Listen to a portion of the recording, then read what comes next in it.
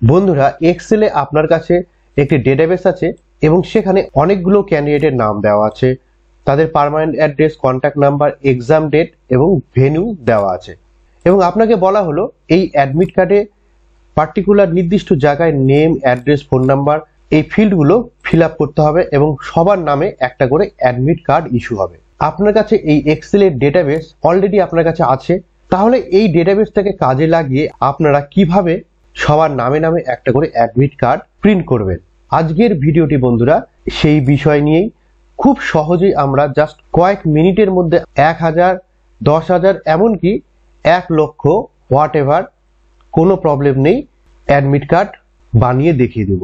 তাহলে বন্ধুরা শুরু করা যাক। সবার আগে আমরা চলে যাব মাইক্রোসফট ওয়ার্ডে, কিন্তু যাওয়ার আগে আপনাদেরকে কয়েকটি বিষয় বলে দিই যেটা মাথায় রাখবেন।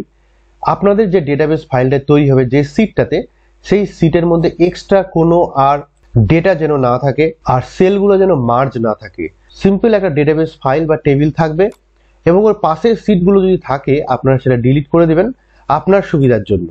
এবার আমরা চলে যাব মাইক্রোসফট ওয়ার্ডে, যে অ্যাডমিট কার্ডটা অলরেডি আমার তৈরি করা আছে। বন্ধুরা, এটা অ্যাডমিট কার্ড হতে পারে বা অ্যাপয়েন্টমেন্ট লেটার হতে পারে বা ইনভাইটেশন কার্ড হতে পারে, সবার ক্ষেত্রে একই নিয়ম প্রযোজ্য। ঠিক আছে বন্ধুরা, তাহলে এক্ষেত্রে আমরা সবার আগে চলে যাব যে মেইলিং ট্যাব দেখতে পাচ্ছেন, রেফারেন্স এবং রিভিউর মাঝখানে মেইলিং ট্যাব, সেখানে ক্লিক করলাম। সেখান থেকে আমরা সোজা চলে যাব সিলেক্ট রিসিপিয়েন্ট, ক্লিক করলাম। এখান থেকে ইউজ এক্সিস্টিং আর টাইপ নিউ লিস্ট, আমরা টাইপ করব না, অলরেডি আমার আছে, তাই জন্য ইউজ এক্সিস্টিং লিস্ট ক্লিক করলাম। এখান থেকে আমরা সেই এক্সেল ফাইলটাকে খুঁজে বার করব। তাহলে ডেস্কটপে গেলাম, ডেস্কটপ থেকে দেখুন লিস্ট অফ ক্যান্ডিডেট, এই এক্সেল ফাইলটা তৈরি করা আছে, এখানে সিলেক্ট করে ওপেন করলাম। ওপেন করার পর দেখুন আমাদেরকে দেখাচ্ছে যে কত নাম্বার সিট, সিট 1। আমার ফাইলের মধ্যে সিট 1ই আছে, তাই সিট 1টাকে সিলেক্ট করে ওকে করলাম। আমার এইটুকু কাজ হয়ে গেল। এইবার দেখুন তার পাশে এডিট রিসিপিয়েন্ট লিস্ট, আমরা দেখে নিচ্ছি বন্ধুরা যে আমার রিসিপিয়েন্ট লিস্টের মধ্যে সব নামগুলো ঢুকলো কিনা। তাহলে এডিট রিসিপিয়েন্ট লিস্টে ক্লিক করলাম। দেখুন আমার ক্যান্ডিডেটের প্রতি কটা নাম ডেটাবেস থেকে চলে এসছে, 90টা ছিল, 90টাই চলে এসছে। এক্ষেত্রে বন্ধুরা আপনারা এডিট করতে পারেন, আপনারা যদি চান যে আমরা সবাইকে অ্যাডমিট কার্ড দিব না, আনচেক করে দিন। এবার যাকে যাকে দেওয়ার ইচ্ছা আপনি সেখান থেকে চেক করে নিয়ে আপনি দিতে পারেন। তো আমরা চাচ্ছি সবার নামে একটা করে ইস্যু করব, ওই জন্য অলে ক্লিক করলাম। এই চেক লিস্টগুলো সবগুলোই চেকড হয়ে গেল। ওকে, আপনারা চাইলে শর্টিং করতে পারেন, তাহলে এ টু জেড পরপর পরপর নামগুলো চলে আসবে, যা ইচ্ছা আপনারা সাজায় নিতে পারেন। ওকে, এইবার আমি ওকে করে দিলাম। বেসিক্যালি এই এডিট রিসিপিয়েন্ট লিস্টে আমার তেমন কাজ নেই, আপনারা একবার চেক করে দেখে নিতে পারেন। এইবার বন্ধুরা স্পেসিফিক জায়গায় আমরা ফিল্ডগুলোকে সেট করব। ধরুন নামের জায়গায় আমরা ইনসার্ট মার্জ ফিল্ড, এই যে অপশনটা দেখতে পাচ্ছেন, এটা আছে রাইট এন্ড ইনসার্ট ফিল্ডের মধ্যে, ক্লিক করলাম। দেখুন ইনসার্ট মার্জ ফিল্ডের মধ্যে থেকে নেম অফ দ্য ক্যান্ডিডেট, তাহলে নেম অফ দ্য ক্যান্ডিডেট, নেমের পাশে এই জায়গাটা নেম অফ দ্য ক্যান্ডিডেট চলে আসবে। ওকে, ইনসার্ট মার্জ ফিল্ডের মধ্যে যে আপনারা ফিল্ডগুলো দেখতে পাচ্ছেন, এগুলা আসলে কোথা থেকে আসলো বন্ধুরা, আপনারা লক্ষ্য করবেন আমাদের এক্সেল যে ডেটাবেস ফাইলটা, এই এক্সেল ডেটাবেস ফাইলের উপরে যে হেডিং গুলো দেখতে পাচ্ছেন, name of the candidate, permanent address, contact number, বা এই টেবিলের যে হেডিং গুলোই কিন্তু অটোমেটিক চলে আসলো এই ইনসার্ট মার্জ ফিল্ডের মধ্যে। যেখানে যেখানে আমাদের ফিল্ড আছে, যেখানে যেখানে আমরা সেট করার, সেখানে সেখানে আমরা সেট করে নেব। ফোন নাম্বার, তাহলে এখান থেকে কন্ট্যাক্ট নাম্বারের এই কলামটা সেট করলাম। এবার এক্সামিনেশন সেন্টার, ইনসার্ট মার্জ ফিল্ডে গিয়ে examination, venue of exam, date of examination, date of examination, এই যে ডেট অফ এক্সামিনেশন, এভাবে আমরা আগে সেট করে নিলাম।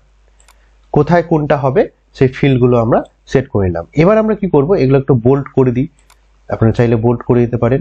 হোমে গেলাম, হোম থেকে একটু বোল্ডই আছে, একটু লেখাটাকে একটু বড় করলাম। আপনি চাইলে এখান থেকে কালার সেট করতে পারেন, এই যে আমরা কালার করে দিলাম। ওকে, এইটুকু আমরা করে নিলাম। যা এডিট করার আপনাকে এই জায়গায় করে নিতে হবে। ওকে, নেক্সট আবার মেইলিং এ গেলাম। দেখুন আমরা ইনসার্ট মার্জ ফিল্ড থেকে আমরা এই কাজ করলাম। এইবার আমরা সবার নামে নামে একটা করে অ্যাডমিট কার্ড ইস্যু করব। এইবার বন্ধুরা লাস্ট স্টেপ হলো ফিনিশ অ্যান্ড মার্জ এই অপশনে ক্লিক করলাম। এখান থেকে এডিট ইন্ডিভিজুয়াল ডকুমেন্ট এই অপশনে ক্লিক করব। এবার যে উইন্ডোটা খুললো দেখুন, এখানে তিনটা অপশন আছে, অল, কারেন্ট রেকর্ড আর হচ্ছে ফ্রম টু। অল যদি করা হয় তাহলে প্রতিটা ক্যান্ডিডেট, ডেটাবেসের মধ্যে যতগুলো ক্যান্ডিডেট আছে সবার নামে একটা করে ইস্যু হয়ে যাবে। কারেন্ট যদি করি তাহলে কার্সার পয়েন্টারটা যে রেকর্ডে আছে সেই একটা রেকর্ডই হবে। আর ফ্রম টু, ফ্রম বলতে আমি যদি 1 নাম্বার থেকে 10 নাম্বার করতে চাই তাহলে 1 এখানে 10 এখানে লিখলেই 1 থেকে 10 পর্যন্ত প্রিন্ট হয়ে যাবে। তাহলে আমরা অল করব, তাহলে অলে ক্লিক করে ওকে করে দিলাম। এবার দেখুন আরো একটা মাইক্রোসফট ওয়ার্ড ফাইল তৈরি হয়ে গেল। এটার নাম হচ্ছে লেটার 1 বলে তৈরি হলো এবং সবার নামে নামে আলাদা আলাদা করে অ্যাডমিট কার্ড তৈরি হয়ে গেল। দেখুন নিচে দেখুন স্ট্যাটাস বারের মধ্যে 90টা অ্যাডমিট কার্ড তৈরি হয়ে গেল। আমার ডেটাবেসের মধ্যে কিন্তু 90টাই আছে, একবার চেক করে নিই। দেখুন ডেটাবেসের মধ্যে 90টাই ক্যান্ডিডেট আছে। এই ক্যান্ডিডেটের সংখ্যা 90 হতে পারে, 900 হতে পারে, 9000 হতে পারে, 9 লাখ হতে পারে। আপনার স্টেপ কিন্তু এই 2-3টা স্টেপ। এই 2-3টা স্টেপের মধ্যে আপনি 9 লাখ ক্যান্ডিডেটের অ্যাডমিট কার্ড বা অ্যাপয়েন্টমেন্ট লেটার বা ইনভাইটেশন লেটার তৈরি করতে পারবেন। বন্ধুরা এটা খুব কার্যকারী।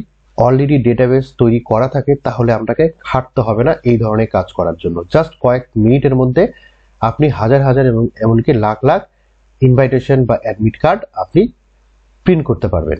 এবার বন্ধুরা এটাকে আমরা সেভ করে নিলাম।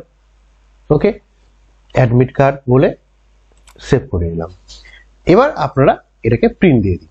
ওকে, তাহলে বন্ধুরা এই ছোট্ট একটা ভিডিও আপনার যদি ভালো লাগে তাহলে অবশ্যই আমাদের চ্যানেলকে সাবস্ক্রাইব করবেন এই ধরনের ভিডিও পাওয়ার জন্য। ততক্ষণের জন্য ধন্যবাদ।